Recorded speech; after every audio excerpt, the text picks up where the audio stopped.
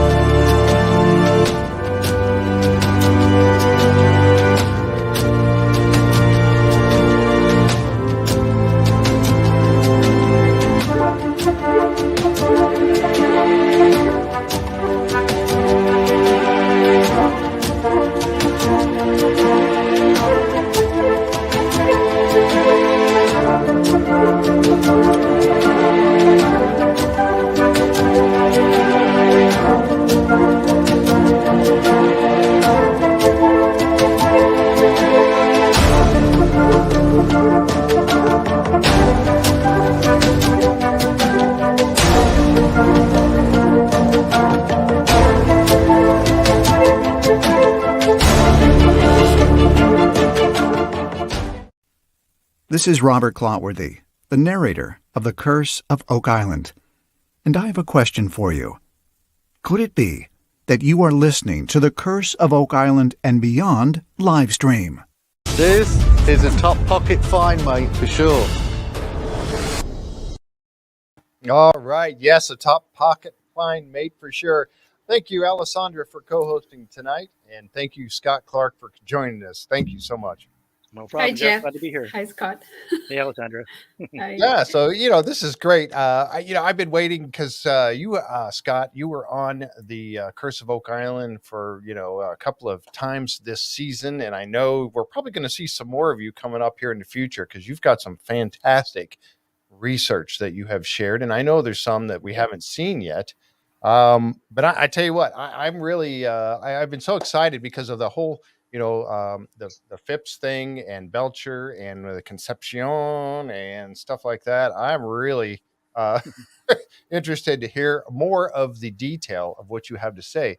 One of the things about being on Oak Island in the war room that I've learned from some of our guests that we've had on is that they're on in the war room and they might be on the island and in the war room for hours and hours in front of the camera for hours and hours, and then we get to see a little bit of that on the show. That's why I love having you guys on and to be able to come on and give us a little bit more detail about all of that. That's the beauty of what I really love to do with this show, and it's so much fun. So let's get into it. So tell us a little bit about Scott Clarke. You are a Freemason, right? I am a Freemason, yeah. I'm from Toronto, Canada. I've been involved with Oak Island for pretty significantly since about 2005. Wow. Yeah. I first heard about it in 93, so it goes back a ways. I put together a bit of a slideshow that I can sort of go through with you guys and sort of show a bit of my history. But yeah, it goes back quite a ways, and I've been on the island many times over the years. In the 2000s, attended quite a few tours, and back again recently over the last couple of years. And yeah, so I have a fairly long history with the island and with my family connections going back to the early searchers. Wow. So Yeah, and I know we're going to get to find out about all of that tonight. And I know that both of you, we're going to try to make sure that we don't. I have a tendency to talk a lot and run the show into like 2 hours. I know we don't have 2 hours tonight. Both of you have somewhat of a time limit. Now, I don't want to waste all my time talking. So, I know that you. Well, let's talk about you have a book, right? I mentioned you were soon to be a published author. I know I say soon. Tell us a little bit about your book. yeah, so actually I started writing the book about 15 years ago with author Mark Finnan, who lives in Ontario, and he wrote the book Oak Island Secrets, Mhm. which is the most, or at the time was the most Masonically oriented book on Oak Island. And there was some sort of really bizarre coincidence of how I met Mark and finding out that he was actually a friend of my grandmother from way back that I never knew Oh, about. wow. And so we were starting to write a book together, and had interest from the publisher, but then it never really got off the ground. Mhm. And I'm kind of glad that didn't happen then, because I found so much more information over the years that, much more interesting and compelling, I think, than I would have had otherwise. Yep. For example, that mole map, the 1701 mole map that shows, the silver right in Mahone Bay, right from the Right. Concepcion. So Exactly. things like that, I just discovered in the last year or so. Mhm. But yeah, so that when I was on the island talking to one of the producers, they actually really encouraged me to continue with the book. They said, "You've got so much information. You can talk about your theories you presented on the island, Mhm. and there's so much more largely Masonic connections." But Mhm. I also talk about the early days of how the pre-Facebook group and how people sort of evolved, various authors and friends of mine that have been on the show and things like that. And I think it'll be something people really be interested in. It's something different, and well, yeah. So that'll be out. I believe it'll be early next year, so still about 10 months Okay. away. All right. But it's the book is essentially done. It's 98%, and the timing is sort of up to my publisher. So Right. Right. Wow. Yeah, I know Alessandra being an author also, and I have no idea because I've never written a book, so I have no idea all the ins and outs and the troubles and the painstaking time you have to go through to do that. I can only imagine, but I'm sure she's very familiar with that whole process as well. and I have one of Alessandra's books right behind me on the shelf there. Ah, fantastic! Yeah, Oh, okay, nice. Yeah, I have one of my books behind me Yeah, too. right there. Yeah, of course. that's The fantastic. hardest part is finding your own voice, and uh, the second hardest part is keeping yourself from endlessly rewriting the book, Mm, perfecting it. That would be my right. Yeah, problem. yeah. Yeah, me too. Me too. At some point, people just have to take it from you and say, "It's done. Yeah, Stop. yeah. Let us I read can it." only imagine. Yep. Well, Yep, for and sure. that's something that you mentioned, Scott, is that, and so many people that have been on the show with me and have talked about their books, Gretchen and so many others, have said pretty much the same thing. That at some point they've written a book, even if they have finally published it. Now, years later, they start gaining more information, and now they have to go back and make some changes, maybe do a new edit, a new version of it, an updated version, Yeah. or do a second book to go along with it, something because again, when you're in the research like this, that both of you are, that research is ongoing. It's going to happen. It's going to continue. So what do you Yeah. do? Do you go back and edit or revise, or do you do another book? That's a good question. Yeah, I mean, you guys Yep. know James McQuiston. He's written a number of Yes. books Yeah. in succession. I think it's been different information adding on.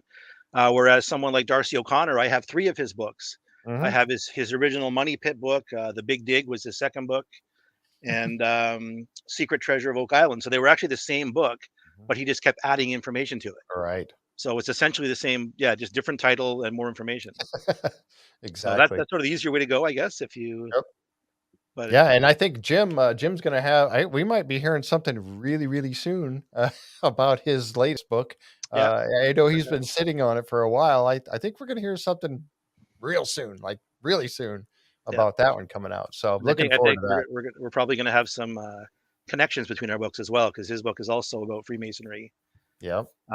Part, I don't know exactly what it's about, but I know it's about Yeah. Freemasonry in general. So And this is one of those subjects that it just so fascinating. So many of us, we talk about the Knights Templar and how if they did leave out of the go from France, go up into Scotland and Portugal, and maybe some come over here and rebranded themselves. There's been people talk about that. There's been people talk about no, maybe not, but maybe the Masons, the Freemasons actually borrowed many of the traditions or something.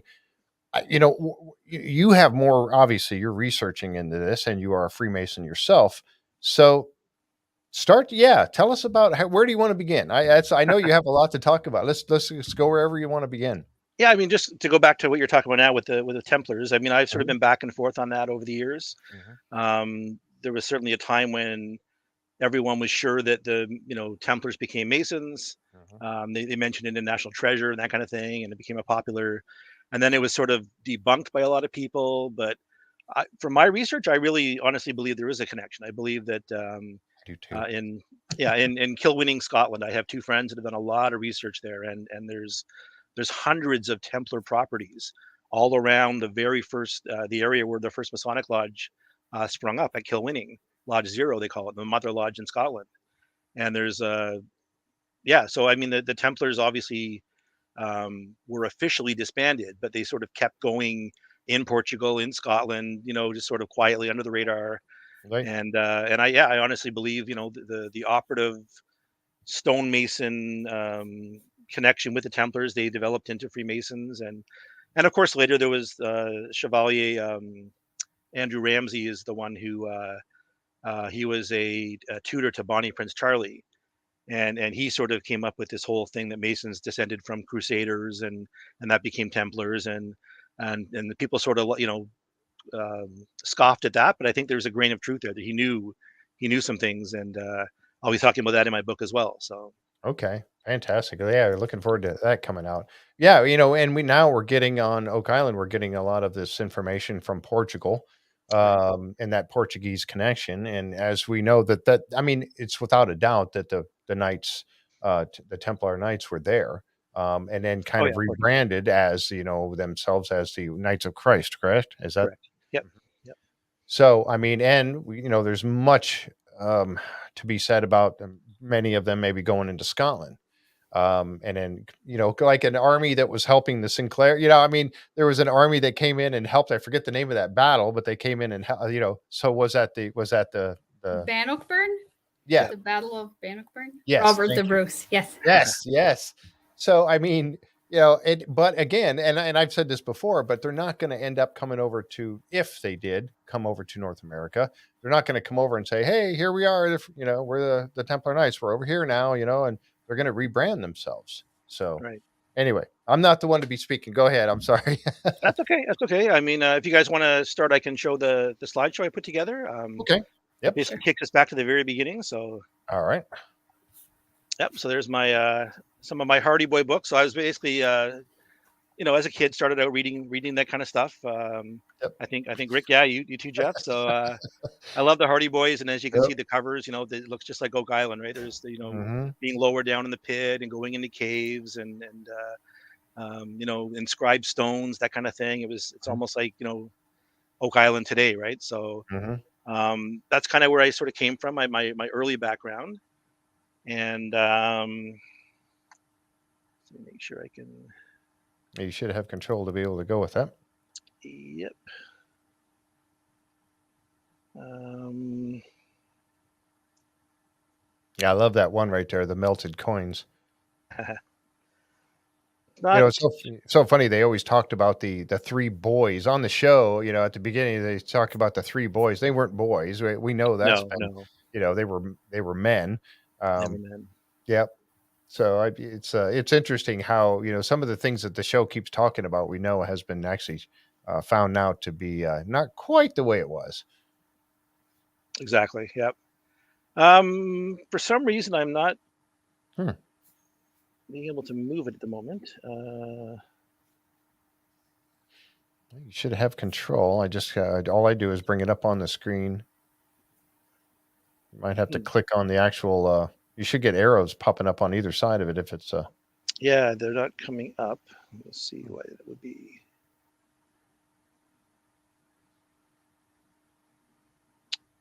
Let's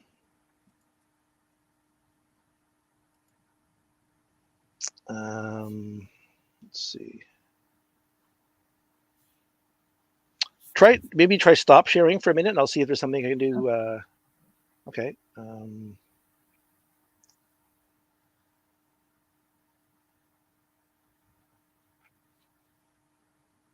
This is not moving.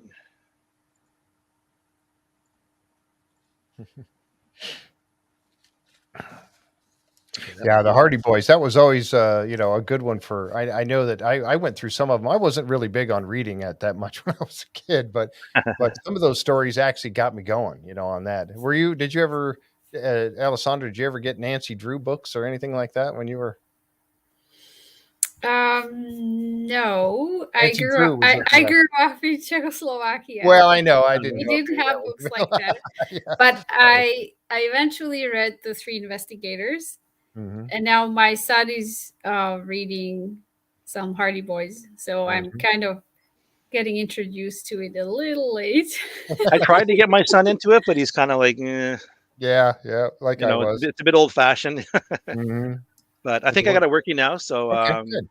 So from the 70s, we move into the 80s, and there's the Indiana Jones.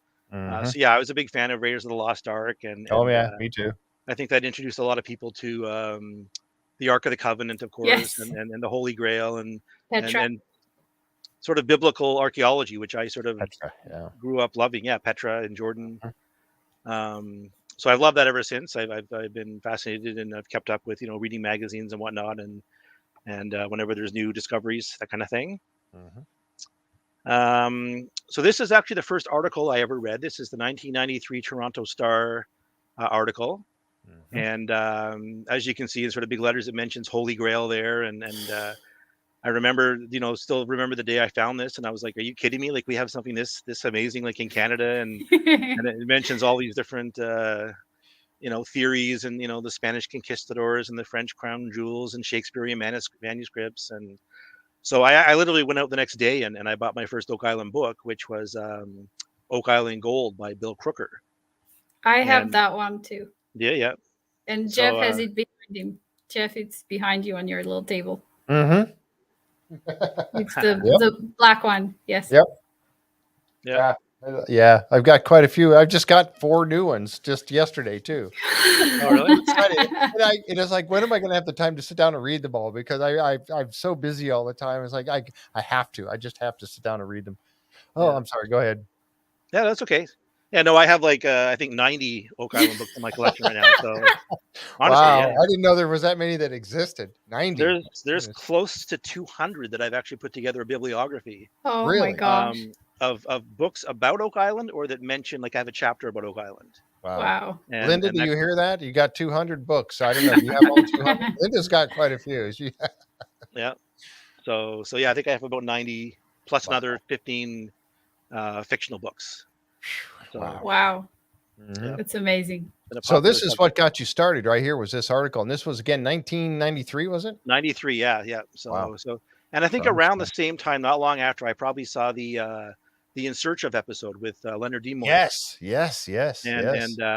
And it was funny because years later I was with Darcy O'Connor at Oak Island, and we pulled up that episode on the computer, and Darcy's actually in it from like 1970. Oh, is he really? I didn't know that. I'm much younger. We sort of held it up beside him and just sort of compared the photo then and now. So that was kind of cool. Oh wow. So basically, so this is my family connections. So to sort of properly tell my story, so I was actually adopted as a baby, and found my birth mother years later when I was an adult. And it's through my birth mom that I'm actually related to all these earlier treasure hunters, and directly to the Belchers. Wow. So up in the red, Andrew Belcher there. Yep, up in the red, you've got Andrew Belcher, who was best friend of Sir William Fips, who I really believe was involved in secreting silver to Oak Island. Andrew's son Jonathan was the first American-born Freemason, the senior Freemason in all of America. He was made a Mason in Europe in 1704, and then he became an honorary member of the First Lodge in Boston in 1733. And then Jonathan Jr. Actually became the Grand Master of Nova Scotia. Wow. Oh, wow. And he commissioned the first person who surveyed Oak Island. And there's a whole bunch of connections there that I talked about in the War Room, but weren't shown. Right. And then if you can see how close actually the Belchers linked to Simeon Linds and the Archibalds, who made up the Onslow Company, the first searchers on Oak Island. Wow. And so I actually have multiple connections to the Archibalds and Linds through different branches of my family tree. I've also circled in green my 3 times great grandfather, Stephen Fulton Custis. So I have him on the next page. So that's him and his wife, Louisa Archibald. So he was a Methodist minister in Halifax, but he was also a member of the oldest Masonic lodge in Canada, St. Andrew's Lodge number 1. Wow. And he was the publisher of the history of the county of Lunenburg, which had the biggest section on Oak Island back at that time in 1895. And Gold River, yes. Yeah, all those areas. So, so that's pretty cool. So I have a Freemason Oak Island connection going that far back, directly in my family. So that is wild. It really, truly is. I mean, and you found this all out during your research, right? Exactly. Yeah. So when I first found my birth mother, I was really happy that her mother had actually put together a very extensive genealogy. Yeah. That they've been working on for many years, and I remember reading through it all, and I was always interested in the Nova Scotia branch, and then it wasn't until years later that I reread one of the Oak Island books. And I saw the Archibalds, and I'm like, hey, wait a second, I have Archibalds in my family, and they're from Truro. And sure enough, it was the exact same people. And wow. So they're not the early searchers weren't my direct relatives, but they're like first cousins of my direct relatives. So pretty close. Wow. And it's amazing that you find all this out, and you find the connection you have, and you wonder, okay, is that where I got my passion for doing this? You know, it's from. I mean, it certainly fueled the passion, like knowing these things, right? So yeah. And then this is an article I wrote a few years back. This was the early searchers. So this is all the same extended family, and it shows 148 years of the same extended family searching on Oak Island. Wow. Going back from the Onslow Company all the way to Fred Blair, who passed away in 51. So that's all. I had no idea they were all connected together like that. Yeah, no exactly. idea at all. So, and I think I was the first to find all this. I did write about it a while back, but I was hoping they would show it on the show. They didn't. I did present some of this, but they've obviously focused more on the more modern families, the Blankenships, the Restalls, right? Yeah, exactly. Which is fine, but you know, it is. These are the families. I mean, if it wasn't for these families, there would be no Oak Island mystery today. People wouldn't know about it. It would never have continued. So, yeah, so that's interesting there. So this is a pretty cool picture. This was back in 2005. I'm on the very right, and next to me is Dan Blankenship. And seated in the chair is his wife, Jane. Right behind him is Oak Island researcher extraordinaire Paul Raklosky. Oh, yeah. I've heard his name, but I didn't know. Probably heard his name. Yeah, he was the one who found all the earliest lot owner information, and you know, he was pretty much the one who debunked the three boys years ago, and he was amazing. So I worked with him. Chris Donna worked with him. Different researchers over the years, and sadly Paul passed away a while back. But yeah, he was amazing. I also pointed out Terry DeVoe. Yeah, I was going to say that looks like Terry DeVoe. And I see his name. It's hard to read that. It's kind of small. Sorry, it's small there, but yeah. So Terry in the black shirt at the back. Yeah, Terry's been on the show a couple times. We enjoy him a lot. He's a good friend. Yep. So he was part of the original forum that I was on, and just over from him, I've got Danny Henniger, who was the original. He was a tour guide actually on Oak Island in the 70s and the 90s before Charles, and he was also president of the Oak Island Tourism Society, and he actually still runs a display in Chester, the old train station in Chester. Wow. A little further down, you can see Darcy O'Connor in the green, and then just a little further to the left as well, Dan Henske. Yeah. Wow. So I mean, back then he was, I think, 70. I think now he's probably in his late 80s. Or it's amazing. He's in great shape. And also, What a wealth of knowledge that man is. exactly. Yeah. And next to Dan is Bill Milstead. He was one of the original investors. Say it there. Yeah, the Oak Island Exploration Company. And Joe Atherton is in the front with the white shirt. She's actually the founder of Oak Island Treasure, the original pre-Facebook group that kind of started it all and got all these people together. So Joe's still involved with Oak Island, but not as much. She's in England and has a young son now, and she's pretty busy with things. But so this was sort of the core group of Oak Island tourism people that got together back in 2005. This is at the Amazing Oak Island that you've been involved with this so long. When we saw you come on the show, it was all, I had no idea that your history with Oak Island went back this far. Right. Yep. So that's back in 05 as well. That's the heart-shaped stone. Yeah, just threw that in there to show people. So that actually does have Masonic significance and pirate significance. There's a heart prominent in one of the Masonic initiation ceremonies, and it's found on Masonic gravestones. And also, I believe pirates either carved or left hearts. There were certain ones that it was apparently a sign of treasure. So that's kind of interesting. That it has both those connotations. Now you were standing there holding that. In your opinion, was that natural, or but you were able to look at it. What do you think? Yeah. Actually, Dan Blankenship was right there, and he was letting people, there was different artifacts you could touch, and it didn't feel natural. It feels too, especially the top, but it is also very worn, so it felt like it was old, like it was weathered. Right. So I know Dan thought it was shaped by man. I can't guarantee, but it felt like it was. Yeah. Interesting. And then that was just a shot I took of the Smith's Cove. Nice a nice sort of sunset. And for people who haven't been to the Oak Island Resort, that's kind of how it looks out the front there. There's the pool and everything. And Oak Island is actually right in the very back right. Yep. Just behind the trees. Frog Island. Yep.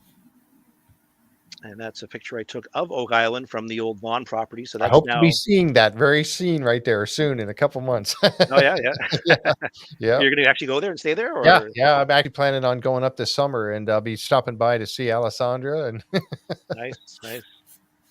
Yep. So that's right across from the island. There's cabins there now, which are part of the Oak Island Resort. So this was one of the tours I took in 06. So that's the old Oak Island Tours building. That's actually Darcy O'Connor leading that tour. So that's him just off to the right. That's a cantina in the background too. It is, and the cantina is still there. It's hidden behind a big tree. Yep. I've heard people say it's not there anymore, but it was definitely there last fall when I was there. Wow. But all the other buildings have been torn down, and of course now there's the research center and the archaeology trailer are both sort of in this area when you first get on the island. So that's a picture of a boat in the swamp that I took as I was walking by the swamp back in 06. Doesn't look in very good shape. It's been sitting there a while. Yeah, I know. I'm assuming they pulled this out of there. I hope it's not part of the wood they've been finding. But yeah. Oh well, they did. They found some of those shaped pieces, that we were talking about on the show. Yeah. Hopefully not. That's sort of like a canoe or something, probably that someone used to let's go back and forth. So this is pretty cool. So this was look at that. Yeah, Rick and Marty, and this was 2006. So I was on the tour, and I was sort of in the back of the group, and I heard this vehicle coming up behind me, and I turned around, and sure enough, these guys just pulled up, and no one really knew who they were except myself and I think Danny, because we had known that these guys were from Michigan and they had bought the island, or bought part of the island. Part of the island, then, yep. And but I'm assuming most of the people there didn't know who they were, and. So yeah, it's a nice. If only they knew, huh? Yeah. Wow. So that's I think one of the first times they were probably all together that they all came in and checked out the area. Wow. And Rick looks so so young. 2006 that was quite a few years ago, but wow, that's amazing. Yeah, much younger, a lot less tired looking than he. When I normally see him now, he's very. Yeah. He's always running around doing something. Yes. So this was over by the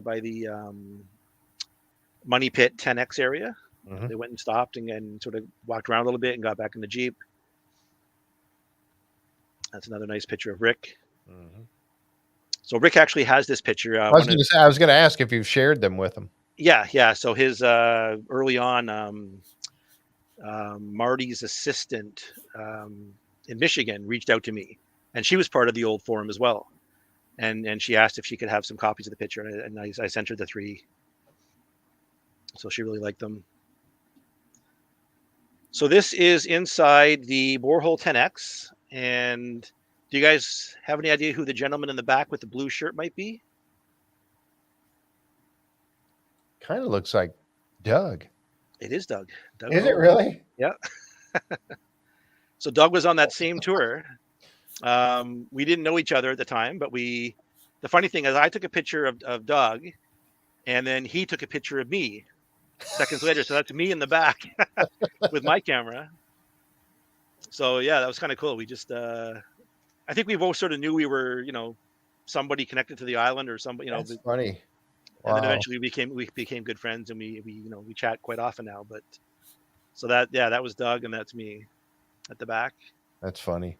Inside the old 10X. Mm-hmm. So this one is, you guys have heard of Kristana, who tragically passed away not long ago, but he was on the show as well. So that's him taking a picture of the drilled stone. And Danny Henniger is actually dressed up as a pirate there. He was just sort of a number of people from the Tourism Society were sort of dressed up. Mm-hmm. And I was going to wonder if that was one of the early versions of the Pirates of Halifax. Could be, yeah. And there might have been some of them there, actually. Mm-hmm. Yeah, isn't it Dwight that does it now? Alessandra, your friend? Yep. Yeah. Yes, Dwight Parker. Yep.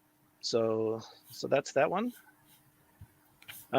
This I thought was an interesting shot of Smith's Cove. So I took it right from the edge of the water, and it's at very low tide. Wow. Just to show how actually big, the area was. It truly is. Now it's all been bulldozed and changed over the years since this shot. But yeah, people could just go down and walk around, and it's pretty cool. It would have been so neat to be there back then. Of course, you wouldn't understand. You'd still get the idea. Yes, there's been a treasure hunt going on all this time. If you looked into that kind of stuff and were able to go there. Yeah. But to know if you were there then, like yourself, and then to see it now, what it has become and the search that it has become now. Yeah. Yep. And you'll see a slide that shows that towards the end, the difference. Mm-hmm. So this is the shot I took of the G Stone. So this is where it was actually sitting for a long time, right? In relation to Smith's Cove. I know that it was discovered near the cave-in pit in '67 by Dan Blankenship, and it was apparently upside down. I think they turned it over with a machine, and Dan noticed the carving and grabbed, and they got to pull it aside. So funny enough, this is one of the things that's often mentioned as a Masonic symbol on the island, because obviously the letter G is a Masonic for God in geometry. Mm-hmm. But I don't believe this is. I personally, based on the positioning on the rock, the fact that it's sort of up in the left top corner, it's as if it's starting a name. And I know that the very first owner of Oak Island was John Gifford and Smith. Oh, wow. In 1753. So I'm thinking that could be somehow marking Gifford, that they started doing it, or maybe they just left it as a G, but that's my interpretation of that one. I was going to ask your opinion of it, what you thought. Yeah, that's very interesting. So that's, I mean, I do believe there's a lot of Masonic imagery and things on the island, but not particularly that one. So same tour, we're walking back, and Darcy found it. There it is. Stone. Yeah, it was on the South Shore Beach. Wow, it's been missing all this time. Yeah. So that was cool. I sort of came a bit late, but my daughter was sort of crouched down there helping him uncover it, and I know Joe Atherton was filming it. You can see Dave Blankenship's wife Garnett is just up in the top corner with the shirt open with the white underneath. So that was pretty cool. That's one of the replicas. I know there's another replica as well that Danny has in the museum in Chester. It's different than this one. I actually got to help them bring this back to the old museum, which was really cool because they opened it up and you could see all the stuff from the 70s, like all the artifacts and newspaper articles on the walls and things, and it was all really weathered and old looking, compared to, I guess it had been shut for 10 years or more. So that was really cool. What's your impression of that 90-foot stone? I mean, if it truly did exist, which we assume now because there's no photographs of it and all of that, do you believe it existed, and do you believe that the symbols are as close as they can be to being exactly the way it was? And what's your impression? I do believe there was a stone. Yeah, I'm not sure. I mean, one of the things too that I don't know, a lot of people probably don't know, but in one of the earliest accounts of the money pit finding, they actually mentioned that there was a layer of smooth beach stones about 50 feet down. I have heard that. Okay, and they had carvings. They had strange markings and carvings on them. And my thought back then was that it could have been related to Mason marks. I said this years ago, way before the show started talking about Mason marks. I believe that because that's actually a degree in Freemasonry. You have to, when you become a mark Mason, you have to choose a mark, which is a symbol, which could be a pentagram, it could be anything, like any symbol you can think of. And I was thinking that based on my other research of knowing that there were Masons on the island in the 17, pre-money pit time, that there could be a relationship there with the Mason marks. I believe James is going to be coming out with his new book, and he's also got an interpretation, which I won't talk about obviously, but his sounds very interesting as well and relates to some of my research. So yeah, I do believe there's a stone. I don't know if the one they found that Doug found on the show is the one. Yeah. Paul Raklosky actually believed that it was still in Truro. Before he passed away, we were corresponding, and he was mentioning one of the early Onslow Truro members that he had found some sort of connection there, and so yeah, it could be in somebody's house foundation in Truro or something. Yeah, so. it was supposed to be in a fireplace. Exactly. Stone, yeah, John Smith had it. Yeah. And then disappeared after that, and nobody knows really what happened to it. Yeah, it's really interesting, if it did truly exist, which I'm kind of along the lines with you that I do believe that it did exist. I often wonder about the letters, if they were documented in any way that could be, said that, well, yes, these are as close as we could get, and some of them are correct, some of them aren't. But it's interesting you talked about the Mason. You had to come up with your own symbol. And now while you were saying that, I was thinking about when they were just in Portugal inside the church, and they were looking at each one of those different blocks, and each block had a different symbol on it. Do you think that would be that person, that the person who made that block, that would be their mark? Yep, exactly. So that's where it came from. It came from the operative Masons, who when they built the cathedrals and in Europe and whatnot, that's how they signed their name. It was a symbol, and that was adopted by the speculative Freemasons later. Wow, very interesting. Yep.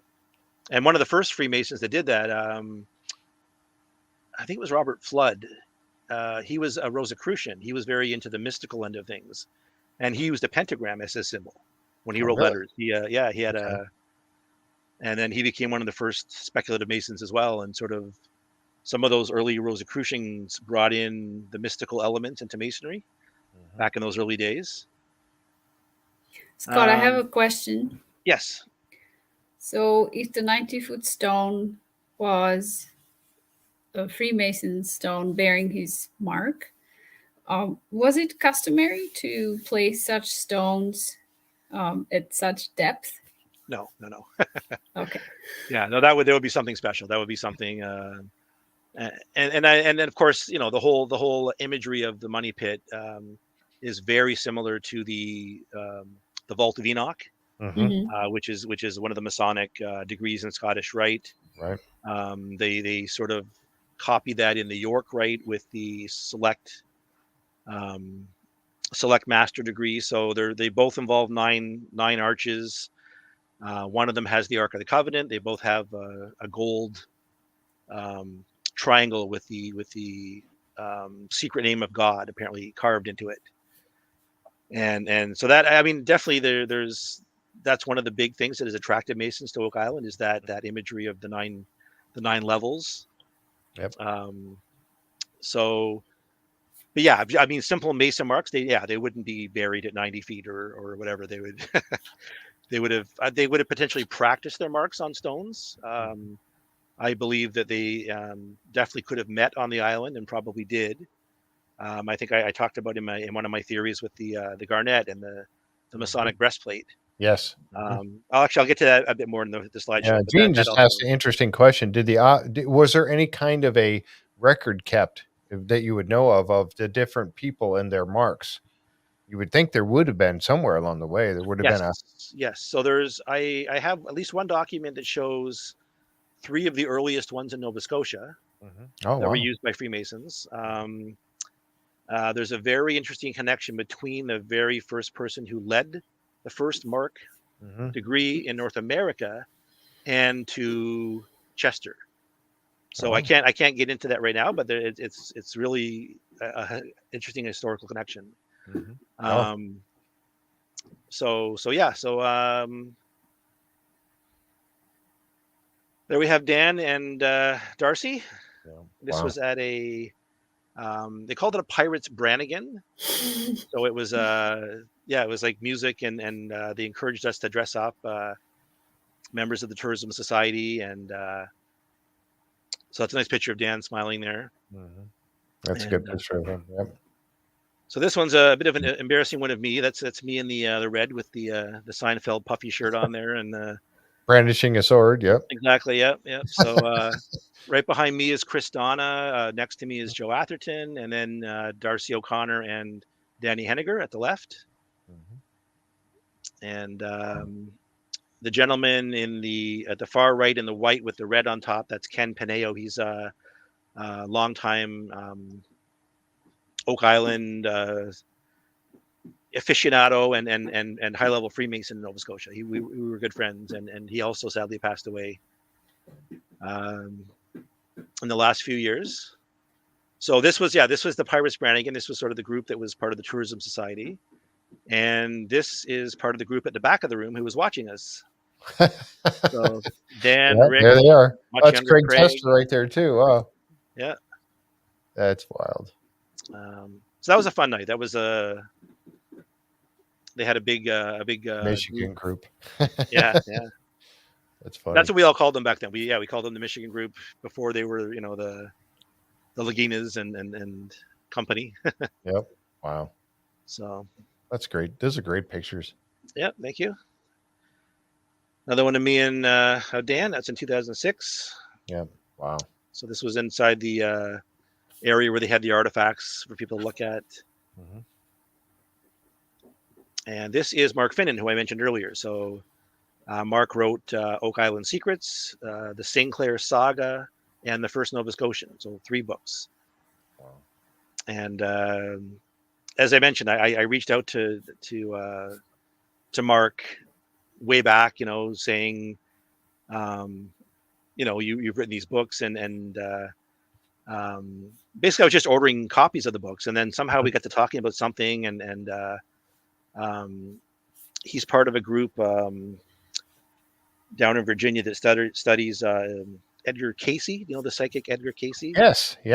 Wow. Okay, so Mark's a big Edgar Casey. So he and then apparently, and then I mentioned, my grandmother actually was part of that apparently years ago, and then he's like, oh, who's your grandmother? And I told him, and wow, we were great friends, like 20 years ago. Oh, really? Wow. Yeah. So they ended up reconnecting, and that's funny. Small and that's world, the same. Yeah, that's the same grandmother through my birth mother, who I connect to Oak Island. So it was really kind of weird. It's amazing that you were able to find all this out. It truly is. Wow. Yeah, and being adopted, and you were able to trace all this down. That's just amazing. It's a great story. Yeah, thank you. So this is a photo I took on the island in Dose. There it is. There's the chest. That's the chest. Yeah. So, and Joe Atherton had this photo on her website, and Forbes magazine actually contacted her and said, "Can we use it in the magazine?" They were doing a top whatever treasures around the world, and so I said, yeah, go ahead. And I think they gave me like $40-$50 or something, and not very much, but it was kind of cool to say I have a photo in Forbes. I think I see one of the hinges that Carmen Leg has looked at on the side over there. Yeah, you're right. That's awesome. Could be, yeah. So, And this is basically how the money pit, so to speak, looked back then. When people went to look, it was the head and shaft. And even back then, Danny would say, this isn't the money pit. It's actually lost, but we believe it's sort of north of this area.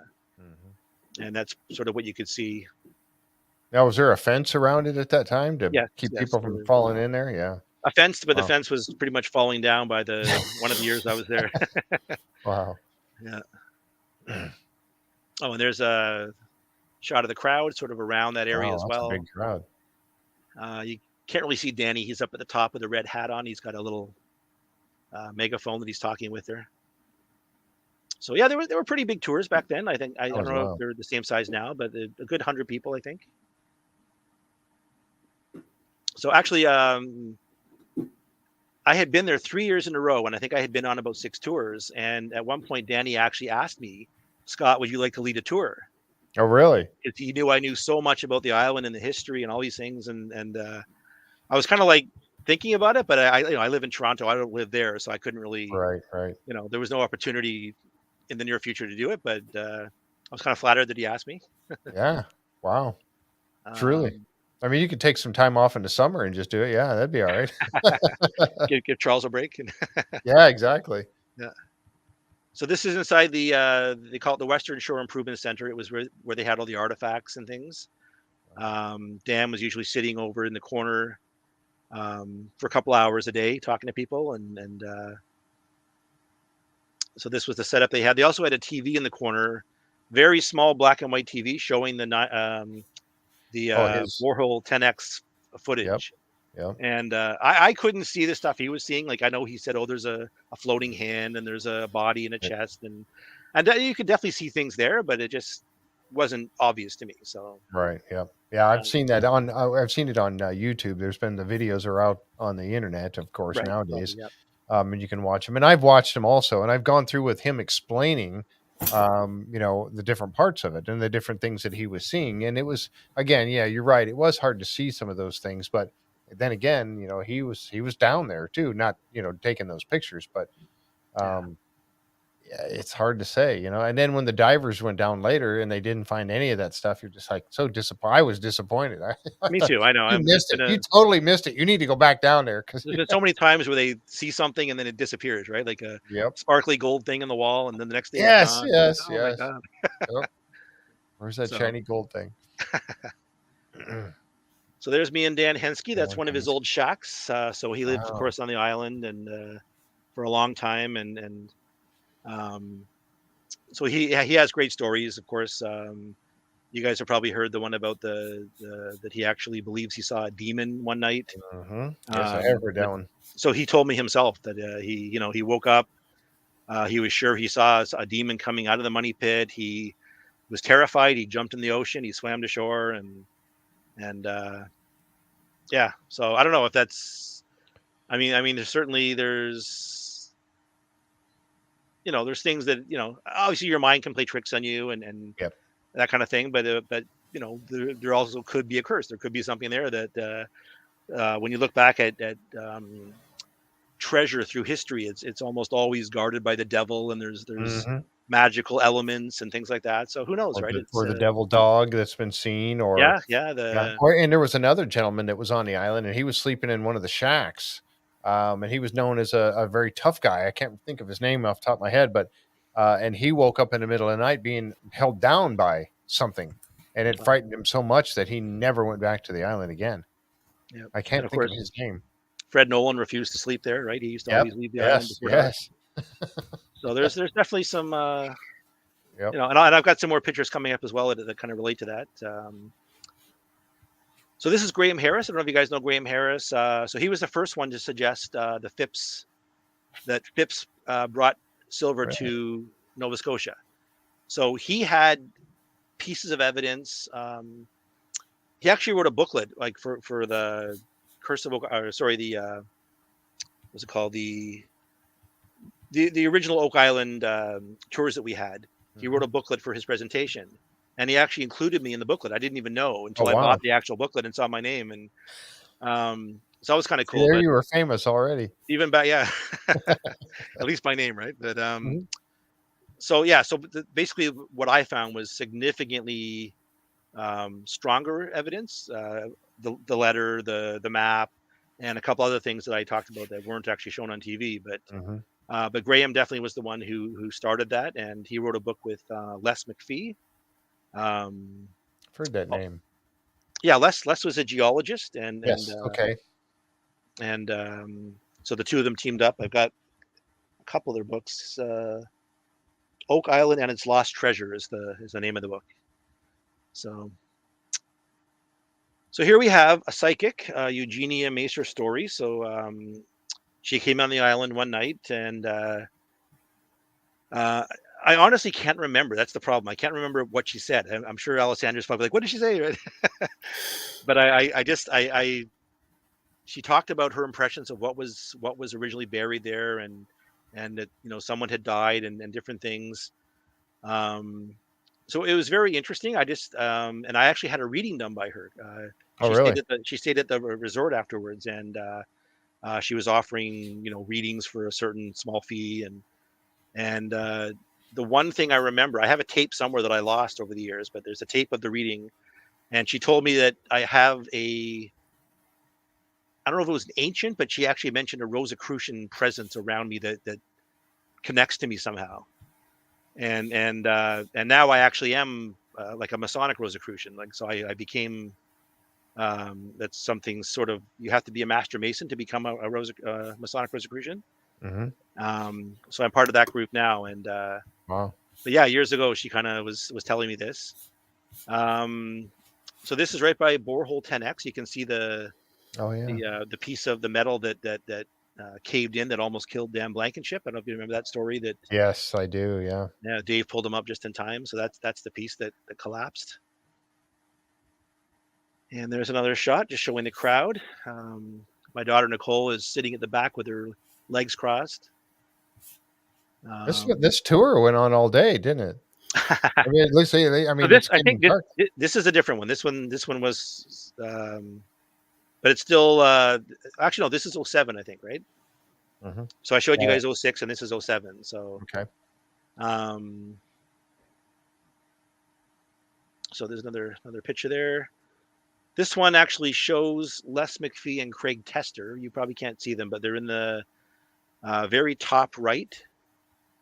There's a gentleman wearing a white hat. That's Les's brother, and Les is right beside him, and then Craig is just a couple of people over from that.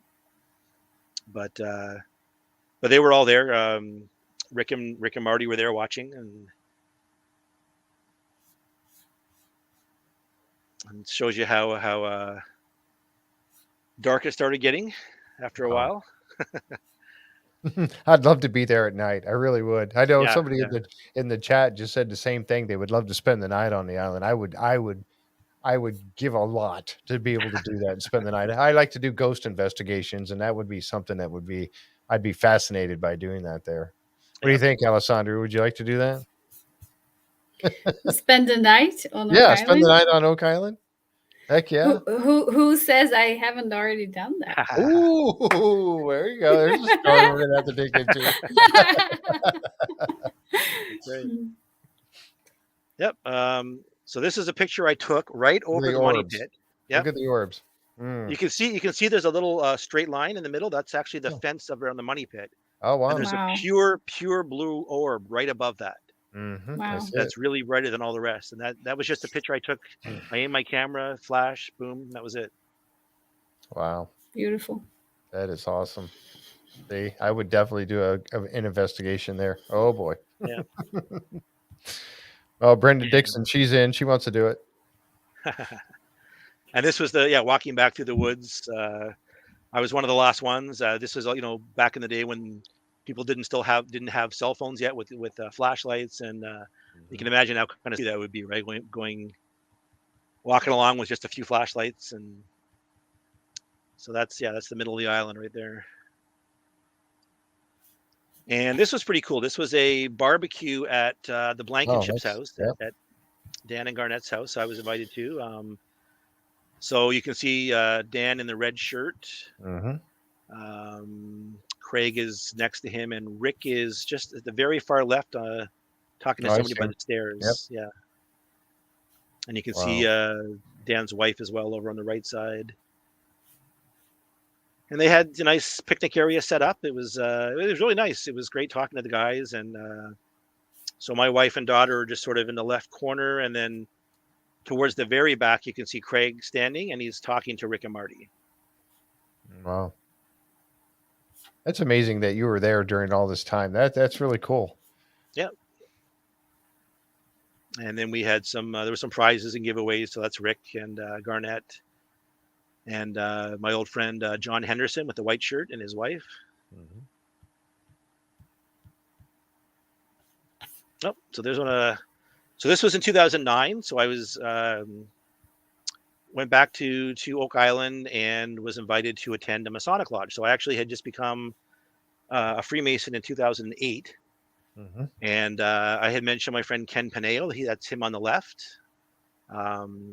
Longtime Freemason in Nova Scotia. And on the right is actually former Grand Master of all Nova Scotia, Dan Campbell.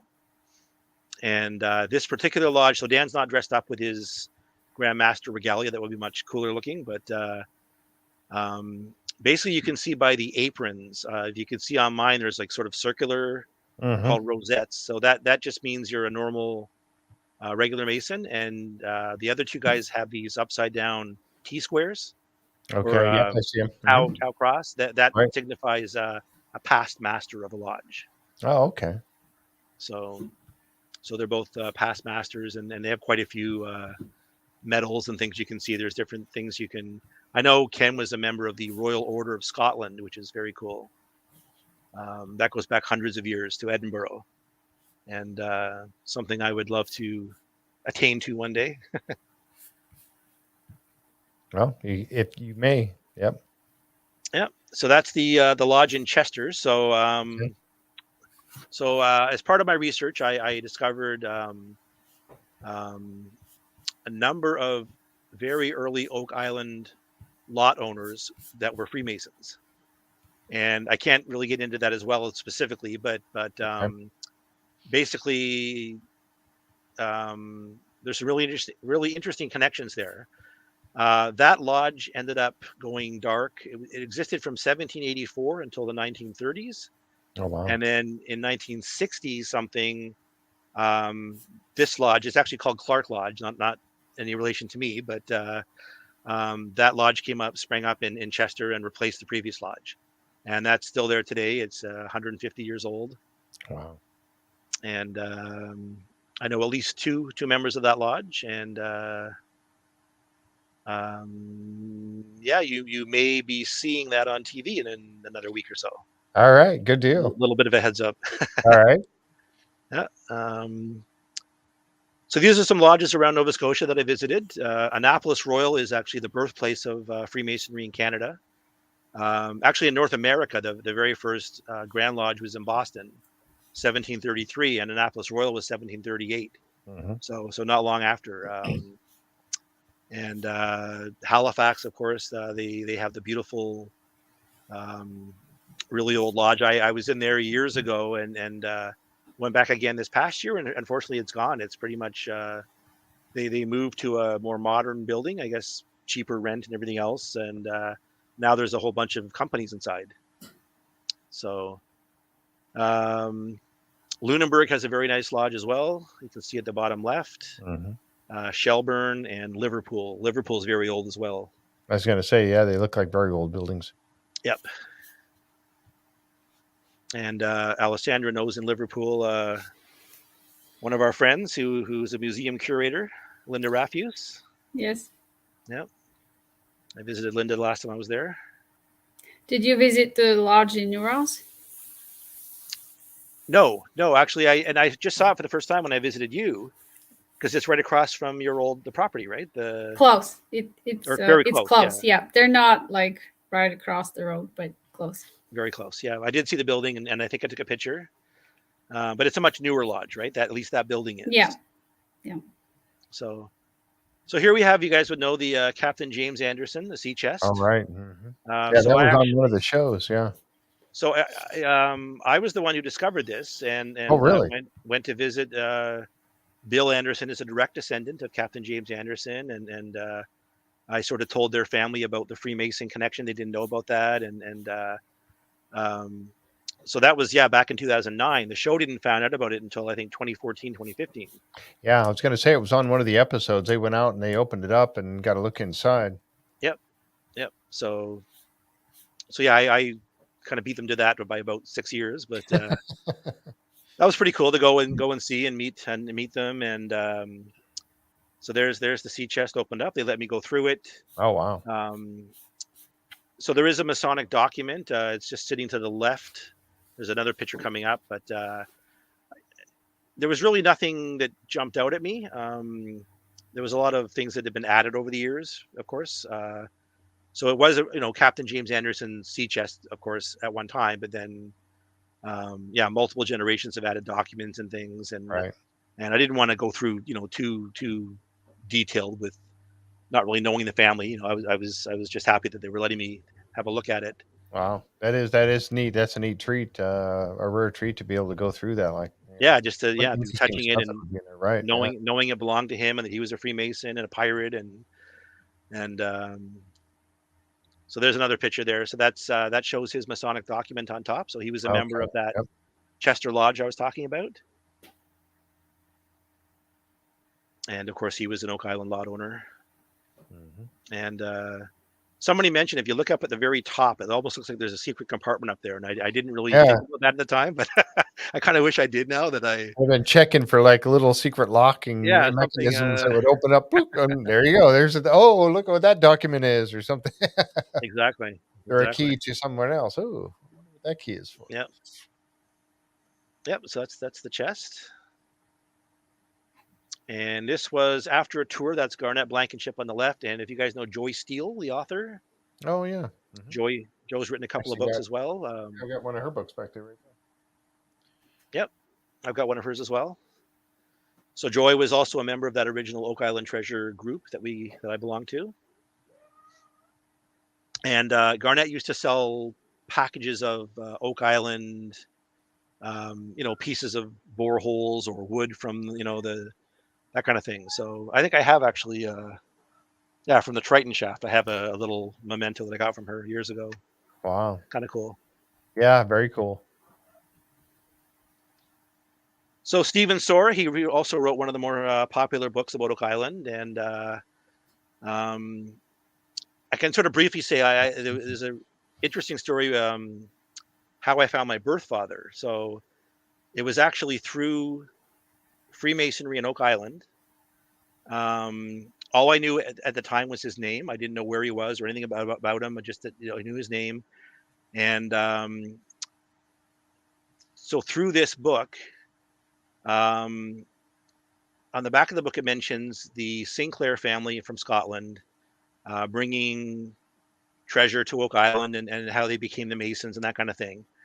And so through certain circumstances, which I talk about in my book, I was led to the Grand Lodge of Canada in the province of Ontario website, which has Freemasons email addresses. And I was sort of thinking, are there any other Clarks like myself on the list? And I kind of went down the list, and I think the third name I saw was the name of my birth father. So it's not Clarke, it's something else, but I had just been thinking about him, and this name popped up with the email, and I ended up emailing this person, and sure enough, it was him. And so we connected, and I told Steve about it. Like he was thinking it was so cool, and so we met on Oak Island, and his wife Terry, and so that's another connection in my life with Oak Island. Sorry, I'm not familiar with that book. Oh, okay. Now there's a newer one. Yep. So it's 2019. So, a couple of years ago, I was asked to go to Oak Island and present some of my research. So I ended up going to, it's called the Lordley House Museum in Chester with Charles and Paul Troutman. Mm-hmm. And I presented certain research related to what I presented this year, but it wasn't as compelling, I guess, and did not make it onto the show. You kind of know if you're not in the war room, your chances are less of Even making if it you off. are in the So war room, sometimes you're not yeah, going to exactly. Yeah, it's not going to that's get true. aired. Yeah, that's happened. And that happened to me too as well. So Uh-huh. yeah, so that was 2019. So it was a great experience just seeing everybody and going through all that. But unfortunately, it was not aired that season. Oh, and there we go. There's this Alessandra. There's Alessandra. That was this year. That was or so just last year when I first went. Last year, yeah. Yep. And the infamous well. Pouring rain, and Oh boy. it was great to see Alessandra and her husband Tim and Nikki and have a tour of their property there. So that's the famous well that's been looked at, I think, on other TV shows. Yep. Yeah. Yeah. Tony Sampson's been down in that thing. Okay, and then I took a quick photo with my cell phone, and then looking down, so you've got the modern part on top, and then the old stones. Right. Yeah, that's so cool. Yeah, I think isn't there a triangle, Alessandra, or something that was Yes. a couple of carvings that were found? It's on one of the stones, kind of close to the top. I would say this second or third layer from the top, and yes, it looks like a triangle with a dot inside of it, and some people think it's a pyramid with the all-seeing eye. Yeah, I mean triangles all over the place. They keep finding them. Yeah, and that's very Masonic. It's one of the most Masonic symbols. Exactly. Yep. So this is just a shot of the train station in Chester. So that's where Danny Henniger has his display. I went and visited him when I was there last fall. So that's actually free if people want to go in. It's as long as it's open, you can just walk in and look around. And here's one of the shots of inside. Double tile. So Danny actually made those stained glass windows up in the top. Wow. Templar symbols, and there's a replica of the 90-foot stone on the far right. There's a replica of the 1704 stone in that little case on the wall. And Peggy's key. Oh, that's right. You told me about that. Yeah, Peggy. Yeah, Peggy's key. You told me about Peggy's keys there too. Wow. Which is that, Alessandra? Peggy's key. Peggy was this little girl who saw the ghost of the British soldiers on the beach, and then she found the key. Yeah. Peggy Adams, is it? I think so. Yeah. It is. Sounds yep. familiar. Okay. Cool. So there's me and Danny. They've got a sort of replicas of the the layers and the pulley on the tree, that kind of thing, from the Discovery story. And that's me in the war room with the guys. Last year. Okay. So that was David, Alex, Rick, Doug, Jack, myself, Charles, and Scott Barlow. So this was, I think, my first presentation, the one that did not get aired. This was a very Masonic presentation. I found what I'm fairly certain are Royal Arch ciphers on a map. Wow. And Doug couldn't believe it wasn't aired. He was sure it would be, but it wasn't. So wow. I'm still hoping there might be something next season. We'll see. Yeah, I was going to ask, are they saving it for season 2? I don't know. I don't even, there hasn't been an official announcement of next season. Okay. I believe there will be myself. Yeah, I do too. I think there'll be at least one more. And of course, they showed the new technology that they're going to be using, right? Scanning under the island and go on. That was in a preview. Technology. Yep. Right. Yeah. So I'm hoping I'll be back next season. Yeah. Well, it's like Jim McQuiston. He's popped up. He's been on. All of a sudden, he had no idea that he was even going to be on again. And they keep plugging him in there. He was on like 3 or 4 times this season without even knowing that it was. Right. Yeah. Yeah, me too. So I was on 2 more times that I didn't think I'd be on as well. Yeah, exactly. They tied me to the lead bag seal and something else. And so this is related to one of my theories. So of course the Fips Belcher silver theory. This was the book that I have at home right behind me from 1853 that has the colonial letters. So they were sent from the colonial administrator in Boston and New York to the King of England. And this included this is the section that shows part of the letter that talks about Andrew Belcher, master of the ship Swan, and then he was caught with one of William Phipps's ships. And I know that this was right after Phipps had come back from the Concepcion. This was the second attempt, Right. and they officially found like 1/20th of what they found previously. Right. Now, did And Fips take and go one ship? Or some of them go back to Spain with the 1/20th, and then one ship was not make it there, or how was that? How did that transpire? I'm not exactly sure. I know that um, basically the Phipps came back to Boston or to Martha's Vineyard area they mentioned in here, Mm-hmm. and soon after he's on his way to London, and then right around the same time Andrew Belcher was caught with doing this suspicious trading with pirates. The pirates, specifically said of all the places in the world they went to Port La Bear, Nova Scotia, which I know is Port Les Bear, and it's very close to Oak Island. At that time, there was very few places actually named on maps, and Port La Bear was one of them. So it's a way of sort of suggesting the Oak Island area without saying specifically, right? Because Right, exactly. Can I add something to that, Scott? Sure, yeah. I was intrigued by Port La Bear, and I looked it up, and it's been placed at Port Hebbard, which is in Shelburne County. It's between Shelburne County and Queens County, and there is actually an island near Port Hebbard called Money Island. Oh, wow. Nice. So when you come to Nova Scotia next time, let's go to Money Island. Check it out, yeah. Bring a shovel. See if there is any silver a metal there. detector. Yep. I'll bring the metal detector. Yeah, there's also a Sinclair Island in the same area. So cool. Money Island, Sinclair Island. Yeah, it's a beautiful area. I was talking to Laird Niven, I think is from that area. Okay, there's and a he was bird sanctuary and right. lighthouse, And there's a beautiful, secluded beach right around there that we discovered. It's very scenic. Yep. So that's the letter. That's where that came from. To me, it was just way too suspicious, and to have it all in print, and then they mentioned that they burnt their ship, when they got to Port La Bear, and there's been talk about a possible burnt ship in the swamp and that kind of thing. And right. That's kind of a side piece, but still, it was interesting. So, there's, speaking of Gary, and there's Jack. So that was just a couple of pictures from last time I was there.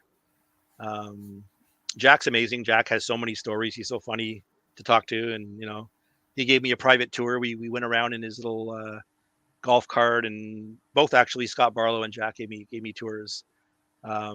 With Scott, I was with Judy Rudabush. And she was there doing research, and we sort of drove around. And she's in the chat tonight, or she was. I saw her pop in a little while ago. Hi to Judy if she's there, and hi to Linda Simpson, everybody else, Mary, and I haven't really been reading the chat. I'm sorry, guys, if I'm and John Edwards, I see you there. Yep. So this is the mole map. There's the map. Yep. This is the Herman Mole 1701, and La Plate. Yep. As I talked about, so the only two weird things on this map were he specifically put Sir William Phipps's plate rack, and plate comes from the word plata, which is Spanish for silver, and rack is an old-fashioned term for wreck, and it's basically right off Hispaniola, which became the Dominican Republic. It's now called the Silver Bank as well, that area where he found the silver. And then, of course, up in New Scotland in Nova Scotia, he put La Plata, which specifically means the silver. That's right. And I'm like, So and I actually have a person who was part of Phipps's entourage that I mentioned in the war room, who I know was a friend of the map maker, and would have been, I'm sure, the person who told him. Basically, he would have said, some people I know, took silver from the Concepcion and hid it somewhere in a bay on the, the southeast coast of New Scotland. So he wouldn't have known exactly Oak Island or that kind of thing, but he would have known it was maybe the largest bay or that. And then I also a question I wanted to bring up real quick too. This is, and I know it's not in relation to what you're at right now, and I just happened to notice that it was from Henry DeWitt. And he wanted to ask your thoughts on the medallion found in New Ross. Do you believe it had any relation to William Phipps? Actually, yeah, and I've talked to James a little bit about that. Absolutely. Fips was sponsored by the Duke of Albemarle, and Albemarle, either himself or his dad received that medal like the same year. So it fits perfectly, actually. And I've got relatives of Albemarle that tie to Boston Freemasonry and to Nova Scotia. And so his name was Monk, Christopher Monk, the Duke of Albemarle. So absolutely, I think that medal could connect to that. And but I haven't heard anything really since James first. It came out in one of his books, I believe. This is fascinating stuff right here. I mean, that ship going up there, and then they're getting rid of it the way they did. That's burning it like that, and that ship going up there, and it documented that it was there. I mean, that's pretty fascinating. Yeah, and to have the letter and the map both showing similar thing, right? So this isn't something that came up 10 years ago. It's 250 years old or whatever, right? So it's another picture of me outside the war room with the guys. So this was my second theory, and you can see Rick with his Dr. Pepper there on the ledge, and so that was after that one, and I think we're getting near the end here. Okay. Oh yeah, there. So that's two pictures I took, the exact same area. So that's the money pit in 2009 and 2021 from almost the exact same vantage point. Wow. Just to show you the difference. Wow. So yeah, you can see that it sure is. And of course, that's all, they built it up to. Oh yeah, absolutely. It's like it said like 10 feet, and it looks like it from that picture there. It looks like it. Wow. Yeah, to avoid cave-ins and all the. Right, and they had to build it up when they got the machines up there, and the hammer, the oscillator, and all of that stuff is so heavy. But they had to build that all up. So yeah, that's amazing. And really, the only areas that have changed are when you first drive on the island. There's all those, the buildings that are there. There's all the Prometheus sort of temporary buildings that are around, right. and then this area here, the money pit area. Otherwise, the island is very much the same. It's still very beautiful and green and wild, and so that's it. That's my last slide. I hope you guys enjoyed the presentation there. Oh yeah, absolutely. So different things. Yeah, it's really interesting that you were there for so long, and I know that Alessandra, she has to go here pretty quickly, and I don't know what kind of time you have left. I'm actually okay. If there's, keep going, I'm good. All right, Alessandra, did you have other, some different questions or anything that you wanted to bring up before you have to go? I'm curious about the upcoming book. Of course, I want to read it, Scott. Yeah. I'm just wondering if the Curse of Oak Island didn't show all of your material or, the other presentation yet. Are you still going to put that in the book? Will we still find out what it is that you presented? That's a question I still have. So definitely everything that I presented, 100% will be in the book. Every little detail that I haven't been able to talk about. It's all there. And the only difference would be is if they want me back on the show for a specific section, then I still think it'll be fine, because I think probably it would air before the book comes out. Okay, so you don't have to postpone. No, I don't think. Jim has had to do with his. Yeah, NDAs and all of that. Yeah, I know for now. Yeah, I'm still not been able to talk about stuff, but so just recently they announced next week is the season finale. Okay. And there's going to be a the drilling down episode beforehand, which is called the Freemason Factor, and that's pretty much myself, Charles, Jack, and Maddie Blake.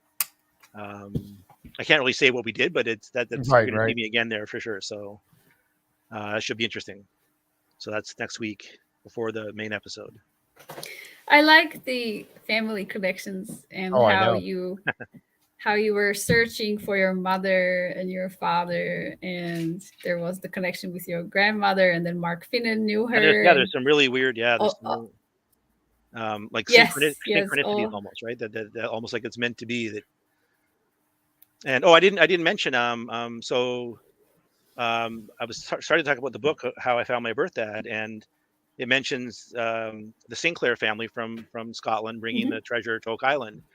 And then when I found my birth father, one of the first things he told me is your birth grandmother is a Sinclair from Edinburgh, Oh Scotland. my gosh!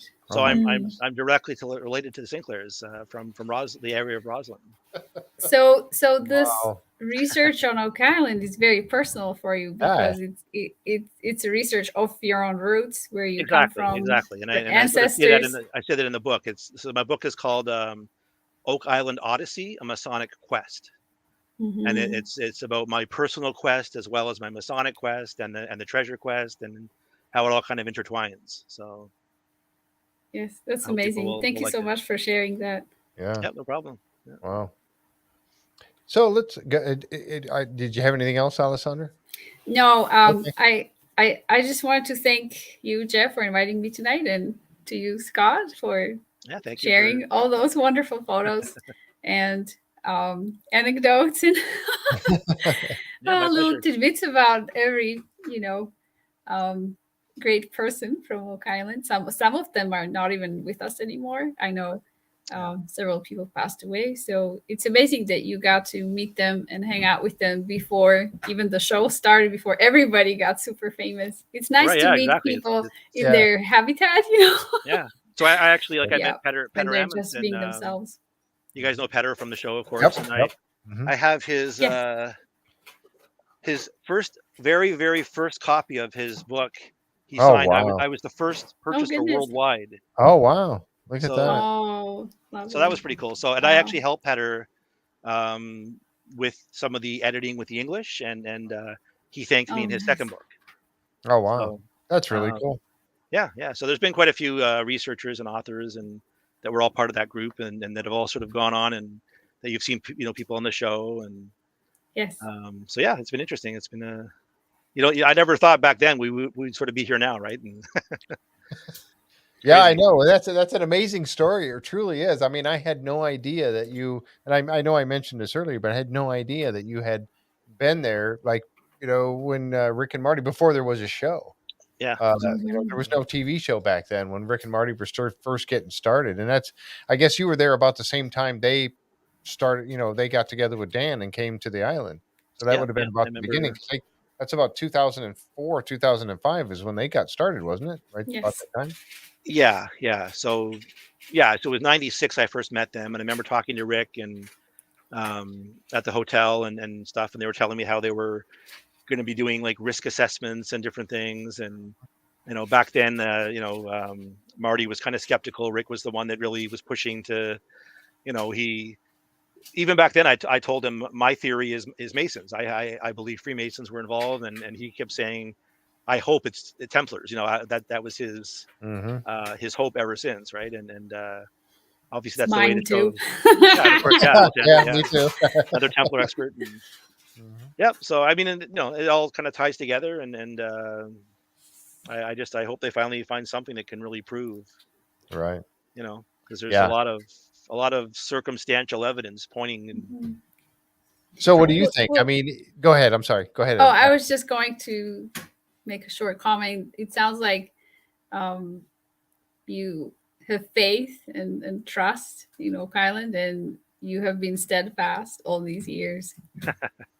Yeah, I mean, I've sort of gone off and on over the years. It hasn't been a constant, research, but yeah, I've always come back and yes, and I've sent information over the back in 2016, 2017. I think Jack Bagley was like, "Oh, this is amazing. We're probably going to have you on the show," and then I didn't. And then 2019, I thought I was filmed and I wasn't on the show. So it helps to be persistent. If anybody's out there that has information that they really believe in, and that definitely was one of my things, was just being persistent and Scott Barlow's on. He just said hi to both of you. Hey, Scott. Oh, hi, Scott.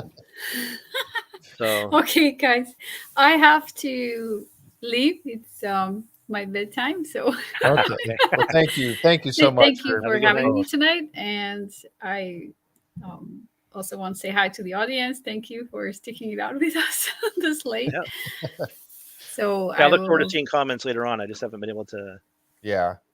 Yep. talk and look and read. Yes, yeah, and I do the same after the show. Usually, the next day, I go through all the comments and Mhm. try to reply. So Yep. yes, thank you. Thank So you so much for being here tonight. Appreciate you I'll see co-hosting with me. you another time. All Okay, right. bye, Okay, Bye. sounds guys. good. Bye, Bye bye. bye. So, Scott, I wanted to ask you. I mean, knowing that you have the Freemason tie in there, and I mean, one of the things that I've kind of wondered about was that maybe that the Masons, Freemasons, were supposed to be protecting if it were to be something like, there's many people that have said there's religious artifacts on the island. The Ark of the Covenant, the menorah, the Holy Grail, something along those lines. If that were the case, is it not up to, I mean, and again, this is because of my ignorance with the Masons and Freemasons, are they not supposed to help protect that from being found, or Not necessarily. I mean, so my research shows um, there's different aspects to my theory. Like I have the Fips theory with the silver, Mhm, and then Captain Andrew Belcher's son was the first American-born Freemason. His mhm, grandson became the Grand Master of Nova Scotia, mhm, and both of them have very close ties to Oak Island, with two of the earliest lot owners on the island. mhm, So that could have been people protecting back then. mhm, Um, Definitely, a lot of Masonic ritual. It never talks about the Holy Grail. It talks about the Ark of the Covenant. So the mhm, Ark of the Covenant is in a lot of Masonic imagery and ritual. mhm. And Yep. as you guys, we didn't even talk about my breastplate and Garnett theory. So that was one that I did years ago as well. I wrote an article about that, and one of the producers saw it, and he said, "Can you please put together a presentation to have on the show, and we'll do it from a virtual war room." Mhm, So I just thought it was amazing. Like when I first saw that Garnett, right away I thought about Jonathan Preston, who was the owner of Lot 8, and it was a Freemason, and mhm. he was one of those very first 1784 pre-money Right. pit Freemasons, Right. and then later as I did more research, I was amazed to find that not just one but two people connected with the island were Royal Arch high priests Wow. who would have actually worn a Mhm, breastplate in rituals, and one of them owned Lot 8. Like Gilbert Hedden was the owner of most of the island at that time, mhm. and early Masonic rituals were often meant to be acted out um, as realistically as possible. Whereas today they're just you sort of sit in a lodge and pretend there's a that kind of thing, right? But at one time there was really physical acting out and probably lowering a person down into a pit or something, and Mhm. maybe not as not like the money pit, but yeah. So I mean that I thought that was amazing, just that those connections were. And the garnet fits Yes. really well as a stone on the breastplate. I know a lot of people said, "Oh, I mean, basically, Masonic breastplates they weren't standard; they could be different sizes." Mhm, Definitely a carbuncle or a garnet was one of the stones. Later breastplates would have been like colored glass, that kind of thing. mhm.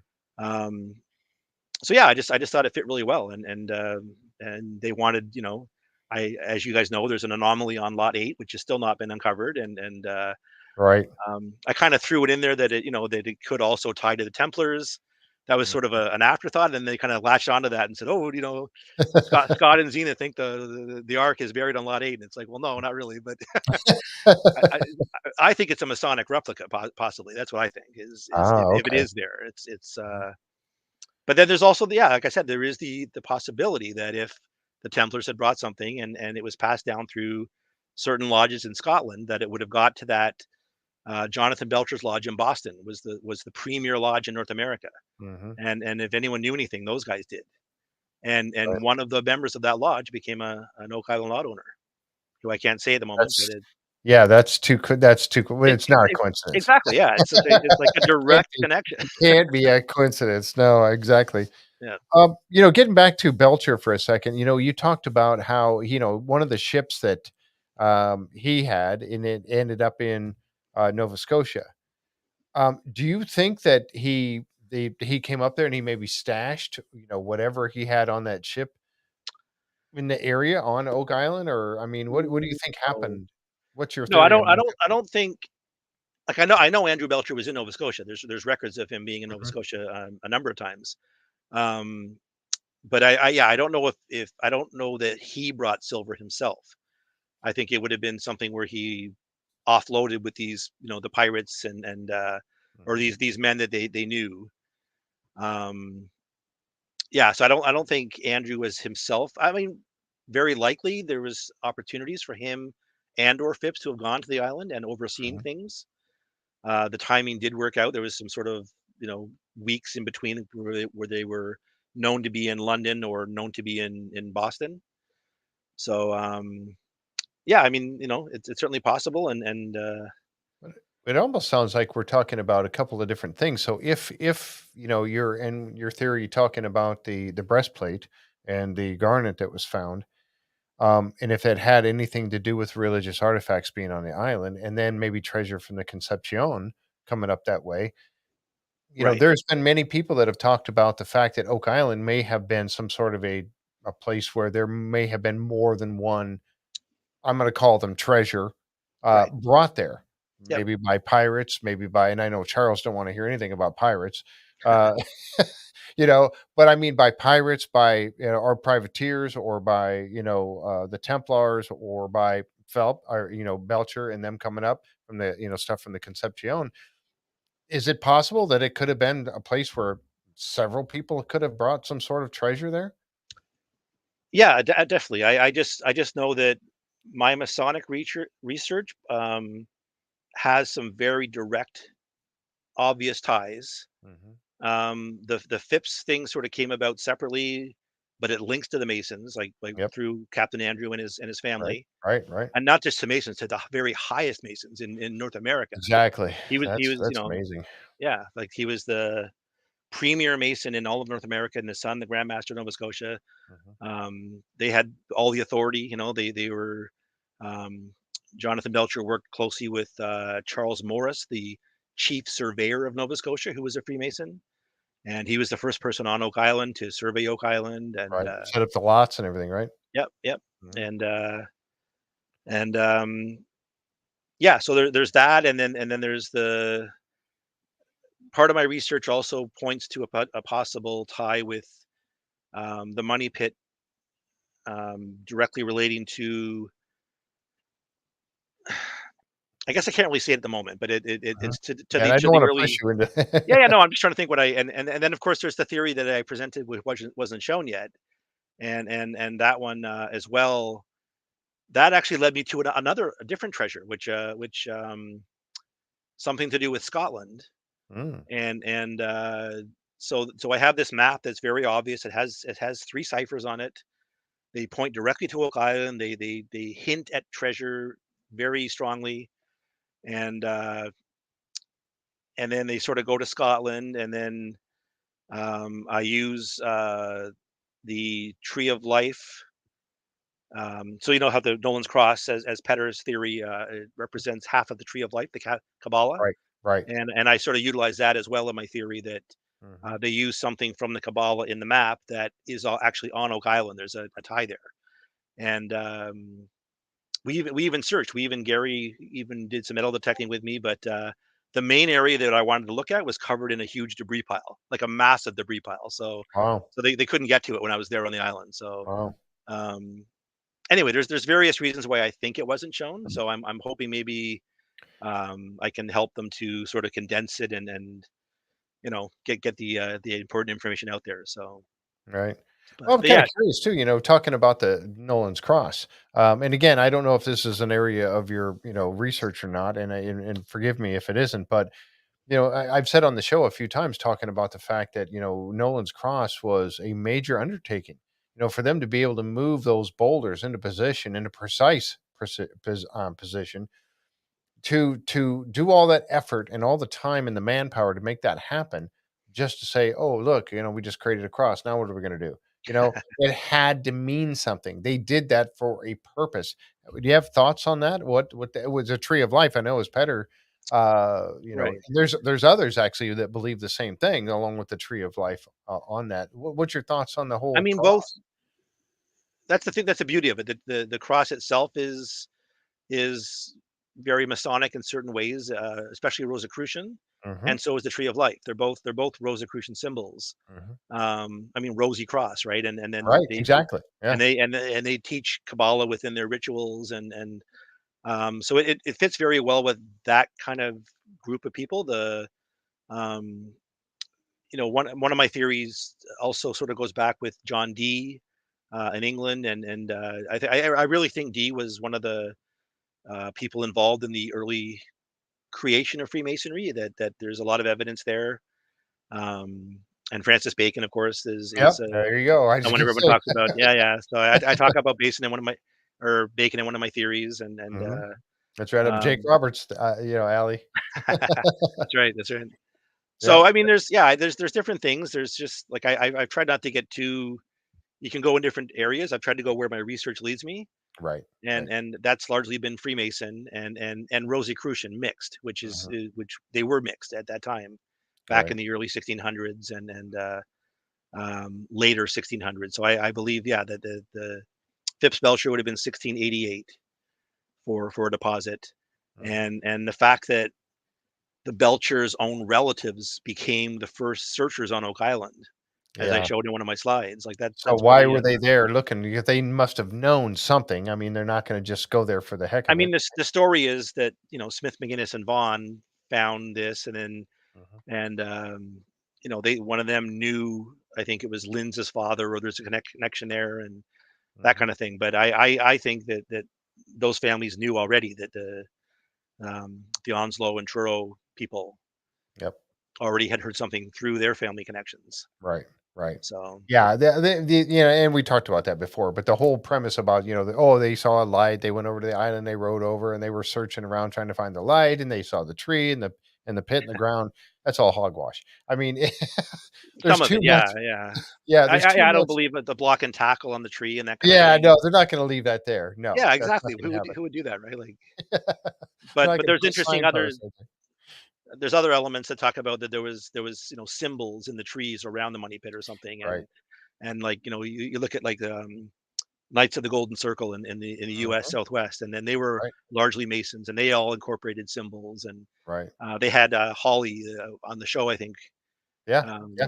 I talking had about that. Holly Remkus, yeah, Oh, and, nice. Okay. Warren Gettler on the show. Yeah, we had them on. Yeah. They were Yeah. on Beyond Oak Island, and then I invited them to come on, and we had a great show with them on here talking about everything concerning the Knights of the Golden Circle. So that was I wish and all I'd the seen it. I'll symbol have to watch that. and she's out there still working on she's still searching stuff out there Yeah. in the desert. We're friends on Facebook, and she continues to, she'll never stop. She'll keep going with her research on this. It's amazing. It Yeah, that's truly awesome. is. I read Warren's book way back, and he actually mentions Mark Finnan in his book. Yes, yes, he does. So Yeah. yeah, yeah, he said that the closest. And I actually there was I did some research into that because some of the earliest Knights of the Golden Circle. It's funny, they actually had a headquarters in Toronto, right next door to where I work down in downtown Toronto. Really? The Royal York Hotel there is there now, but there was an older hotel, and it was apparently a headquarters for these KGC members Wow. that were using Toronto as a base. And connections with Jesse James and Mhm. this kind of stuff, and Right. And kind of cool. that's a whole now. And why do you think, you see that, like you just mentioned, you see the Masons tied in so much of this. Oh, I know. Why is that? Is it just simply because there were so many Masons and so many believed, or is there more to this? It's hard to say. Yeah. I've been attracted to it. I've always loved that sort of adventure and history and mysticism, and so I wanted to become a Mason because of that. And Mhm. also finding out that I had so many relatives that were Masons, and Yep. from directly from Scotland, that kind of thing. But then once you become a Mason, if you really get into it, you learn things as well that maybe push you to do other things that Right. So I think there's both aspects. Mhm. Certainly, yeah, masonry was very popular in the 1800s, and it's it's Mhm. it's gone down a lot over the years. Um, yeah, Yeah, I would so imagine. Wow. it's interesting though, but there's a lot of different avenues that you can get into, and when you study this stuff, there's so much history you can learn, and Yeah. Oh, I know, and it fascinates me, and that's something that we talked about the other night. is that, and somebody else mentioned it in the chat tonight, is that back in school, back in high school, I didn't care about all this history and stuff. It didn't really enthuse me at all. It has honestly, over the years, I've gained more of a respect for it and wanted to find out more and more. But since doing this show and getting involved with Oak Island and beyond Oak Island, and then meeting folks like yourself, it has drawn my interest. I really want to know now, and that's why I love having folks like yourself, researchers, coming on and explaining these kinds of things, because there's so much to it and it's so deep. And like you said, it goes in so many different directions, not Yeah. only Oak Island, but all over North America. Um, and come from Europe, coming over this way, and just, spreading out. So many different, Jeffrey Irving is another one, and Court Lindahl. I mean, there's so many Right. researchers that I have spoken with that have just opened my eyes to so much, and it's almost too much, it's almost too much Yeah. information I because know there's so. Court is really Oh, he is. a wealth of information for sure. Mhm. He's and he contacted me right after my episode and said, "Oh, Scott, I think you're really onto something here." Yeah. And the I didn't talk about the whole. There's a whole another aspect of 1688 was the Jacobite movement starting, and Yep. Yeah. there's the Stuart Masonry and there's the Mhm. Hanoverian Masonry and there's Right. all of that's also in my research, but it's a really another big area to get into. So but Exactly. Court talks about that in some of his books, and Right. Yeah, really fascinating. yeah, and he is, he truly is, and then actually, Court and I have become friends, and with John, and we talk, frequently about different things, and we're actually, I've been helping him do some narration stuff for a few things that he's working on. Um, but yeah, it's just a fascinating guy. He has so much, he's one of those that he doesn't believe, well, let me go back on that a little bit. He one of his actual theory, I think, was one of the number one theory when they did the drilling down and they talked about all the Founding theories. fathers, yeah, The founding fathers, exactly, and talking about the fact that there was treasure on Oak Island at one time, and you got the fact that you got Benjamin Franklin and all of them, founding fathers were up in Nova Scotia. yeah, They owned land up there and whatnot, and yeah, so not far, yeah, yeah, and so their idea was that they came there, got the treasure that was being stashed there, and they used it to fund the war. right. So, and that's very feasible. So, many people believe that yes, there was something on the island at one time, but the majority of it, maybe all of it, has been removed. And that could be, And yeah. it could be. I That's why think there Richard will sort be of wants some to remnant. find the proof of original workings, even if there's no Exactly. treasure.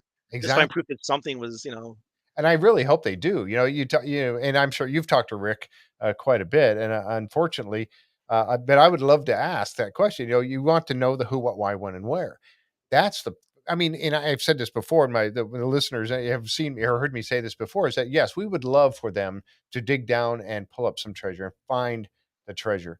But to me, I really want the answers. yeah, I want to know there's just absolutely too much evidence to say that somebody was on Oak Island.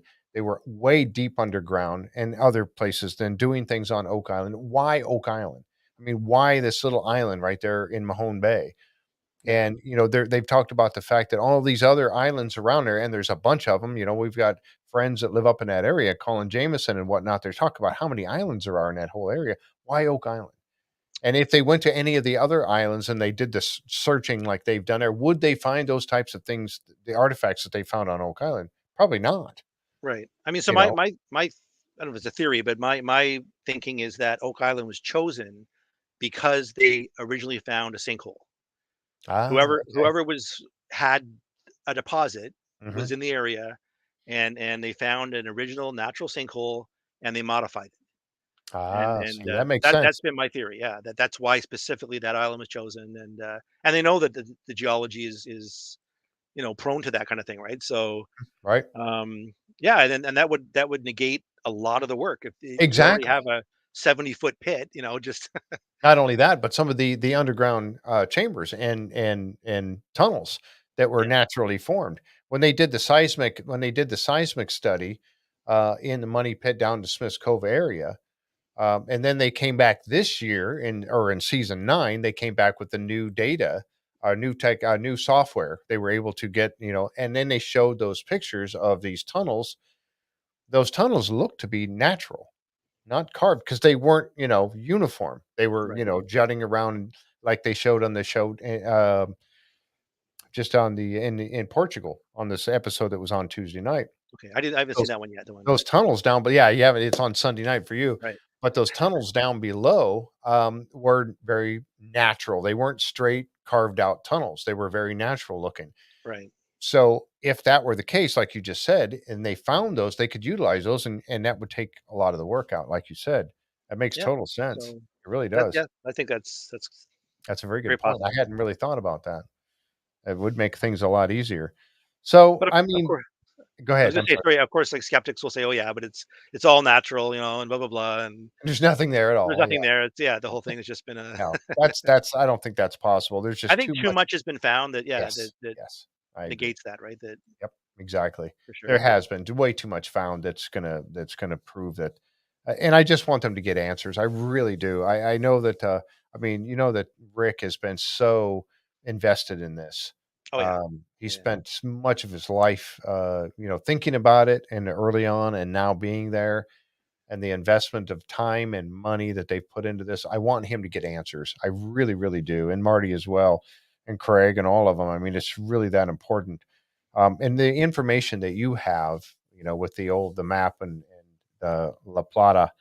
I mean, that's just fascinating. And so, but that adds a whole nother layer, with the I know. And now Concepcion. they're off to Portugal, and then there could be, it's just really. It just, yeah, it I is. mean, It's I too.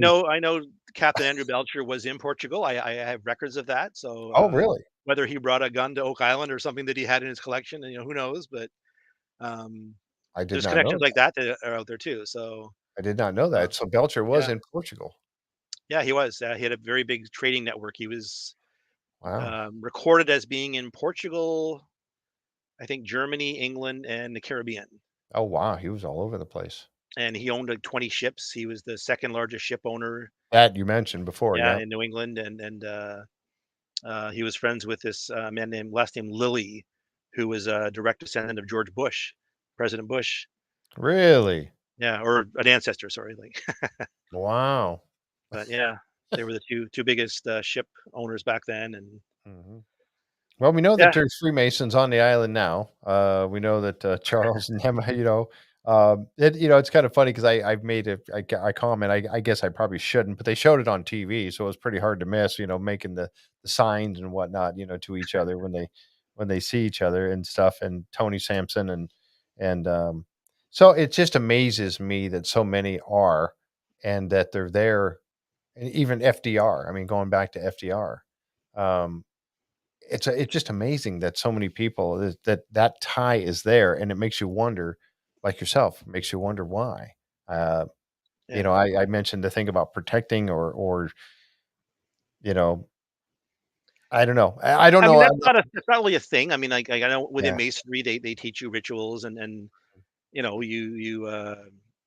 like I say, it talks about the Ark of the Covenant, but Mhm. there's never any kind of you take an oath to protect the Ark of the Covenant. Right, That's right. not there, Yeah, right? that's not there. Maybe the Templars had that, but Yeah, not modern Masons. So, right, um, and again, I very much doubt the original is there. I mean, it's. I think if they find an Ark, of course, it'll be a Masonic replica that might be life size, same size, that kind of thing, and based on the biblical description. right, right, Um, but that's not my main theory. right. So yeah. So there's So 2023 to have your book out. That's going to be interesting. We're going to look for that. And what yeah, was the name yeah. of it again? Oak Island Odyssey, a Masonic quest. That's awesome. Well, definitely gonna be looking forward to that, and like I said, and Jane McQuiston's new book that's come out, I think it's tonight. I think it's coming out Oh tonight. yeah. Yeah, I think it's being released tonight, so, that's So he'll just definitely it's, a fascinating thing. I wanna get that one too. I've got a couple of his books back here now that, yeah. I've gotta I finish definitely want to get reading this one one. as well because I'm sure it's gonna Yeah, have ties to my research, and I want to see where that goes. exactly. Yeah, Yeah. and he's gonna be coming on. We're gonna have him on the show here, next month, I believe. He's coming on. Jim McHugh, yeah, on the 12th. So yeah, he'll be on May 12th or so. We're gonna have Okay. fun Couple of talking weeks. about that and showing and talking about his new book and everything as well. So You did mention those beach stones, and I before we go, I wanted to bring that up again. Those beach stones. Now, I remember reading an article about that, and I think that. Do you think those were really? I when I saw that, I brushed it off. I really didn't think that. I thought, well, that's just something that somebody added. That was So supposed to be on a layer in the money pit. yeah, so I have it from one of the 1870 accounts. I have the actual typed account from James McNutt in Okay. Yeah. 1870, Yep. and he's the one that said it, and he they were apparently talking to the earlier Tortures. people that were involved, and I don't know. I know some people say stuff was added and made up, and I'm sort of thinking, but That's surely kind of what someone I else was would have. thinking, but Yeah, I always think surely somebody that was there would have said something like, "Oh, no," or mhm, if it's in the papers and everyone's reading it and other people know, mhm. that's just made up or whatever. And I don't know. To me, and the big thing too is, like I said, the same extended family for 148 years were involved. Like if you were the father telling your son, "Oh yeah, go to Oak Island. I'm sure there's something there." You wouldn't tell them to go if you knew it was a fraud, if you knew it was Exactly, exactly, yeah, yeah, yeah. If it was just a so and now that you're to in me that is a line. big yeah, exactly, yeah. Now are I'm your kids actually gonna digging. continue it? They've both done presentations on it. It's Really? cool. So yeah, Wow, see, there you go. Yep, yeah, I bet they do, I bet they'll carry it on. we'll see. Someone's gonna That's have to inherit fascinating. this library, so Yeah, yeah. Yeah, well, you gotta unless get I the rest of the donated. books. Yeah, you got 90 or so, did you say 90? You gotta get the rest of them. You gotta get Yeah, about another 200. 100, yeah. Yeah, exactly. Oh my goodness. Well, Scott, hey, this has been fascinating. It really has, and, I know that, you've got some more, shows coming up, that, are, One hopefully. this year, just the drilling down, yeah. Okay. Yeah, and I tell you what, after we see that, we're gonna have to have you back on, if you don't mind. I'd love Sure, yeah, to, yeah. be able to drill into that a I'm little curious bit. to see what they're gonna show on the show. Like, they film so much, and you never know how they're gonna splice together and maybe talk to other Yeah. people, and Mhm. so I'm looking forward to that to myself, so Yeah, and Maddie's great. We've had Maddie on a couple times. He's a great guy. He yeah, yeah. really is. And now he's part of the fellowship. Brought him in as part of the fellowship of the dig. So what an honor for him to get that. Yeah, Um, but yeah, so we'll get to see what that's all about. And like I said, if you would, I'd love to have you back on the show and talk about this, more of your theory and your research that you've yeah. done that we haven't seen yet. Sure, yeah, So I'd love to, yeah. all right. Well, that'd be great. Well, I'll tell you what, this has been fantastic, and I really, really appreciate your coming on with us here today.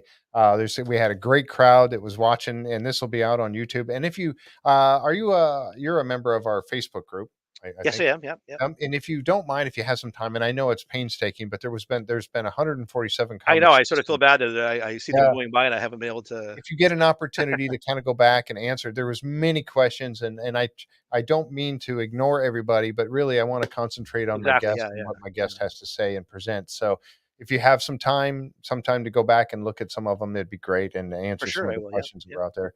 Unfortunately, the ones on the YouTube side, if you watch the show, you get to see them go by, but you can't really respond to them, unfortunately. But if you watch it on YouTube, but feel free to share it. And folks, for those of you that were here tonight, thank you so much for coming by and sharing this couple of hours with Scott and Alessandra. Great information, and boy, I tell you, there's so much I know that we didn't get to, but fascinating, fascinating stuff. And if you're out there on the YouTube side, if you would click on that subscribe bell for us, or subscribe button, and then click on the notification bell so you know when we got new content coming out. And give us a thumbs up if you like the content of our show. Again, thank you very much, Scott, and we look Yeah, thank forward to you, Jeff. having you back on in the near future after you're Sounds good. on, on the show again. All right, on drilling down.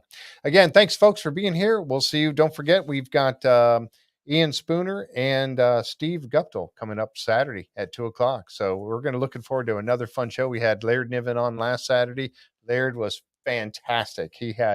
It was so much fun. That man is just a wealth of information. You see him on the island, and he's kind of subdued. He doesn't say too much, but man, he was great on the show. So we I've got really a appreciate it.